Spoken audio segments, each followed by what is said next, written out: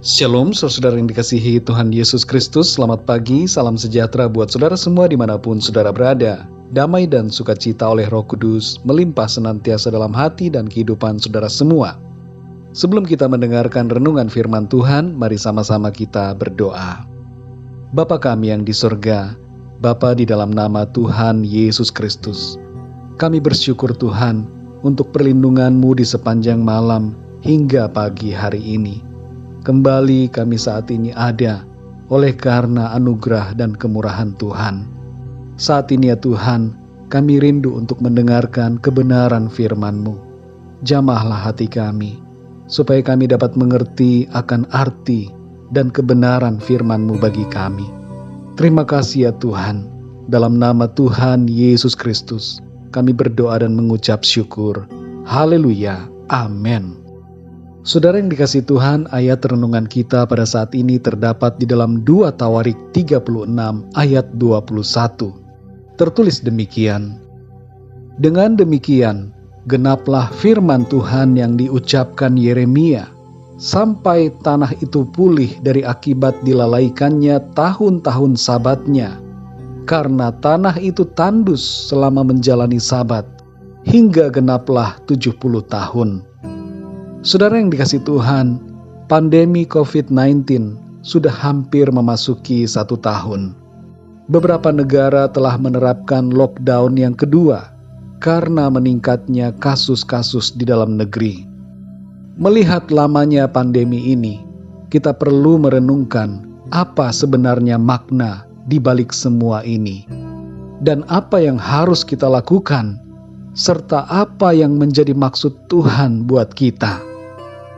Saudara yang dikasihi Tuhan, ayat dalam 2 Tawarik 36 ayat 21 merupakan bagian dari ayat-ayat yang berbicara mengenai peristiwa di mana bangsa Israel diangkut dan dibawa ke dalam pembuangan. Yeremia telah mengingatkan umat Tuhan untuk tidak melalaikan ibadah serta persekutuan dengan Tuhan. Sebenarnya saudara, penyebab mereka dibuang lebih dari sekedar melalaikan sabat, yaitu mereka mengabaikan Tuhan, mereka tidak mentaati firman Tuhan, dan mereka lebih memilih untuk mengikuti hawa nafsu dosa dan keinginan mereka sendiri. Sebagai akibat dari dosa-dosa mereka, umat Tuhan mengalami pembuangan selama 70 tahun, dan disebutkan bahwa tanah perjanjian itu mengalami sabat atau perhentiannya sebagai akibat telah dilalaikannya tahun-tahun sabatnya. Saudara yang dikasihi Tuhan, merefleksikan kembali firman Tuhan ini dalam konteks kita sekarang, kita perlu menyadari bahwa seluruh umat manusia di zaman sekarang ini telah begitu sibuk dengan berbagai kepentingannya sendiri, dan perlu kita akui bahwa kita semua telah banyak melalaikan ibadah dan persekutuan pribadi dengan Tuhan. Kita banyak mengabaikan Tuhan. Ibadah hanya kita lakukan sekedarnya. Asal sudah ke gereja, asal sudah beribadah, kita merasa sudah cukup. Dan yang lebih terutama daripada itu kita lalaikan, yaitu ketaatan pribadi dan hubungan kita yang intim dengan Tuhan. Seluruh dunia saat ini dapat dikatakan sedang berhenti. Kegiatan perekonomian berhenti, bisnis berhenti, konser-konser musik berhenti, dunia pariwisata berhenti, penerbangan berhenti, walaupun ada segelintir penerbangan yang aktif, dan ada banyak hal lainnya, berbagai aktivitas yang berhenti. Meskipun masih ada kegiatan-kegiatan, namun skalanya sangat kecil, sehingga dapat dikatakan bahwa dunia saat ini secara umum sedang berhenti. Mengapa saudara? Karena dunia sedang mengalami sabat, perhentian, sebab selama ini seluruh dunia telah mengabaikan Tuhan. Ini saatnya kita kembali mengingat Tuhan. Saudara yang dikasihi Tuhan, apa yang dapat kita ambil dari peristiwa pandemi ini? Ini adalah saatnya bagi kita untuk kembali lebih mengutamakan Tuhan. Selama ini, dunia telah mengabaikan Tuhan secara terus-menerus dan sibuk dengan berbagai aktivitasnya. Kita pun demikian adanya.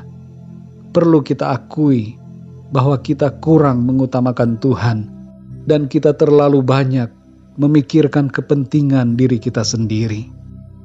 Dalam Matius 6 ayat 33 Tuhan berkata, "Carilah dahulu kerajaan Allah dan kebenarannya, maka semuanya itu akan ditambahkan kepadamu." Ayat ini berbicara mengenai hal yang seharusnya menjadi prioritas dalam hidup kita, yaitu mengutamakan Tuhan dan mengasihi Tuhan dalam hidup kita. Selama ini mungkin kita terlalu sibuk, kita terlalu memikirkan perkara-perkara duniawi dan kebutuhan-kebutuhan kita. Kita telah melalaikan waktu-waktu bersama Tuhan. Kita tidak memiliki waktu khusus dengan Tuhan. Mungkin selama 24 jam dalam sehari, kita hanya memberikan waktu 5 menit buat Tuhan. Dan selama 7 hari dalam seminggu, kita hanya memberinya 2 jam. Mari saudara, kita jadikan momen pandemi ini sebagai momen perubahan, di mana kita menjadi lebih mengutamakan Tuhan dan mengasihi Tuhan Yesus dalam hidup kita, serta memberikan diri kita dipimpin oleh Roh Kudus setiap hari. Kita mematikan kedagingan dan hawa nafsu dosa, dan kita memikul salib serta mengikut Tuhan dengan segenap hati kita. Saudara yang dikasihi Tuhan, ambillah pelajaran dari situasi yang terjadi sekarang ini. Jangan biarkan diri kita begitu-begitu saja, tanpa perubahan secara rohani. Tapi mari kita berubah, jadi pribadi yang lebih berkenan kepada Tuhan, lebih mengutamakan Tuhan, mengasihi Tuhan dengan segenap hati kita. Bersyukurlah saudara untuk keadaan saat ini, karena kita masih diingatkan Tuhan untuk berubah. Mintalah pengampunan Tuhan atas dosa kita selama ini, dan buatlah komitmen baru untuk mengutamakan Tuhan senantiasa dalam kehidupan kita. Mari kita berdoa saudara. Bapa kami yang di sorga, Bapa di dalam nama Tuhan Yesus Kristus, kami mengucap syukur Tuhan untuk kebenaran firman-Mu yang sudah kami dengar saat ini, yang mengingatkan kami untuk berubah secara rohani. Selama ini ya Tuhan, kami seringkali mengabaikan Engkau. Kami tidak mengutamakan Engkau dan tidak menjadikan Engkau sebagai prioritas dalam hidup kami. Mungkin secara lahiriah kami melayani Tuhan, tapi itu belum cukup. Engkau merindukan agar hati kami sungguh-sungguh terpaut kepadamu, sungguh-sungguh mengasihi Engkau Tuhan. Ampuni kami ya Tuhan, kalau selama ini kami telah mengabaikan Tuhan. Kami terlalu memikirkan soal-soal kehidupan kami sendiri. Kami terlalu egois ya Tuhan. Ampunilah kami. Kami mau berubah ya Tuhan. Pimpin kami Roh Kudus. Baharui kami, supaya kami menjadi pribadi yang semakin mengasihi Engkau Tuhan Yesus. Hidup dalam ketaatan kepadamu. Memiliki hubungan yang pribadi dengan Tuhan. Tolong kami Tuhan, pimpin kami selalu setiap hari, waktu demi waktu, supaya kehidupan kami senantiasa berkenan kepadamu. Kami mau hidup dalam kasih karunia-Mu Tuhan. Kami akui kami tidak mampu, tapi Engkau yang memampukan kami. Kasih-Mu yang menolong kami Tuhan. Kasih-Mu yang membebaskan kami dan membuat kami mampu hidup dalam kebenaran-Mu. Terima kasih ya Tuhan. Kami bersyukur lewat situasi sekarang ini.